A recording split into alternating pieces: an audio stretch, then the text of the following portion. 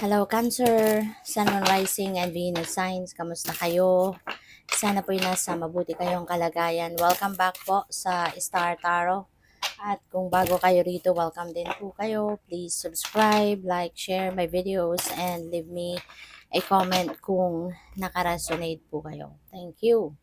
So, first card po ni Cancer, we have the Lovers.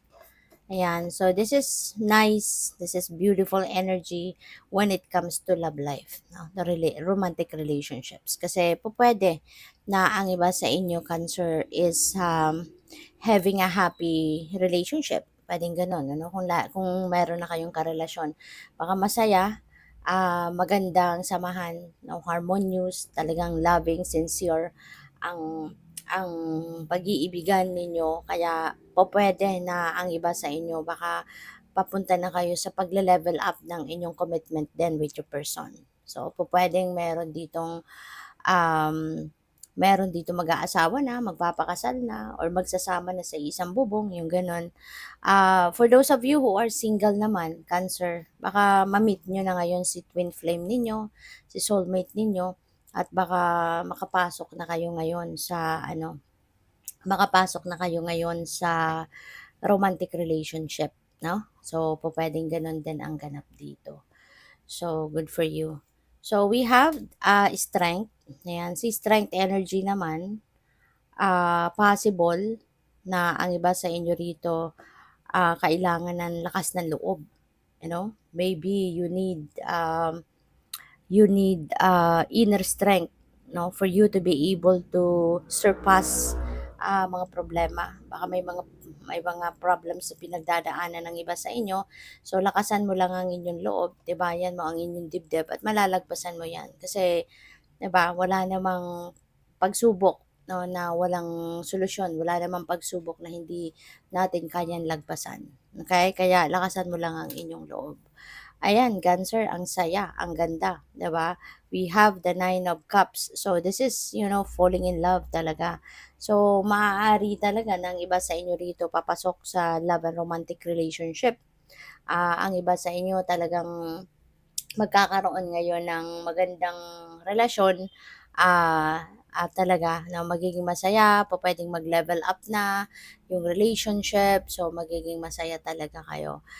This is also a wish fulfillment energy, kaya pupuwedeng meron ditong mga wishes kayo na magka-come to fruition, meron kayong mga wishes na talagang mangyayari na, 'no? Mangyayari na, magaganap na, mag-aano na, anong tawag dito, magka-come to fruition na, yung gano'n. So, good for you and yeah, good luck. And isa pa, 'no, Cancer, maaari na ang iba sa inyo rito is, others of you siguro is, kumbaga magiging masayang-masaya because there are different kinds of blessings, no, na dadating. Maraming mga blessings ang papasok, sa buhay ninyo, Cancer, at this time. So, good for you. So, tignan natin kung ano pa ang ganap. And by the way, maraming salamat for subscribing. And if you haven't subscribed yet, subscribe na kayo. And also, maraming salamat din for not skipping the ads. Malaking bagay yan sa akin. And also, please click the join button sa baba ng video kung gusto niyo na mag-join kayo sa membership. So, we have compassion. Ayan, 369. So, ang iba sa inyo rito is going to talagang once again practice your compassion, 'di ba? Kasi ano naman talaga kayo, Cancer, matulungin, you're very helpful, you're very supportive of other people. You are also compassionate, maawain ka, supportive, 'di ba?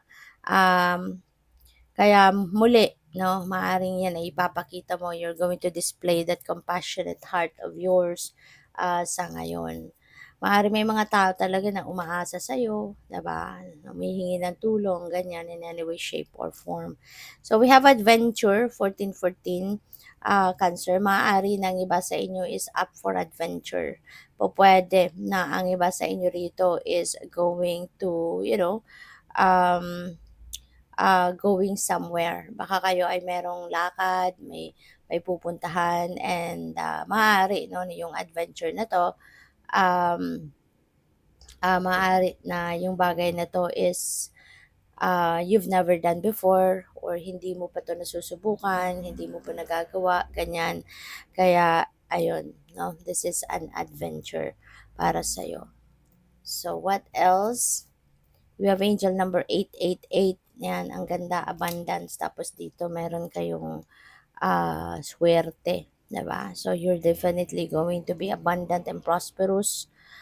Um, abundance of money, talagang magiging yayamanin kayo, magiging maluwag sa ang pamumuhay, lalo-lalo na pagdating sa kaperahang aspeto. So, congrats sa'yo. This is really beautiful kasi 'di ba ang daming ang blessing na dadating with the Nine of Cups. So, magiging masayang-masaya ka. You will be enjoying talaga the blessings, no? That includes abundance of money. So, wala nang ano dito, wala nang paghihirap, no? Pagdating sa pera, for some of you Cancer. Kaya kung ako sa'yo, i-align mo na yung sarili mo, i-align mo na yung energies mo, yung feelings mo, thoughts, 'di ba? I-align mo na 'yan dito sa mga blessings na ito para tuluyan ng lumapit ito sa'yo, para tuluyan ng ma-experience mo yung ano, yung tuluyan mo ng ma-experience yung biyaya, no? Yung mga biyayang ito. Kaya kailangan i-align mo, maging positive din, no? Yung pakiramdam mo, yung naisip mo, turn it into positive feelings, emotions, 'di ba? Thoughts para na wala nang maging sagabal, no? Sa pagdating ng abundance at kung ano-ano pang mga blessings na paparating sa buhay mo. Okay? At ano din ito eh, this could, since meron tayong lover's energy, hindi lang ito abundance of money na pa pwedeng dumating, could be also maaaring abundance of love din, no? Since meron tayong lovers. So, security. So, feeling ko dito, magiging financially secured na kayo, no? Sa abundance na paparating, sa mga blessings na to na dadating sa inyo, maaari, no, na you will be financially stable, you will be financially secured, you will be financially stable na. No? Kaya magiging ano ka na ngayon, talagang kumbaga masisecure mo na yung inyong financial future, masisecure mo na yung inyong financial security and stability. So, napakaganda, 'di ba? So, good luck sa'yo. Thank you for watching. Love and light. Namaste.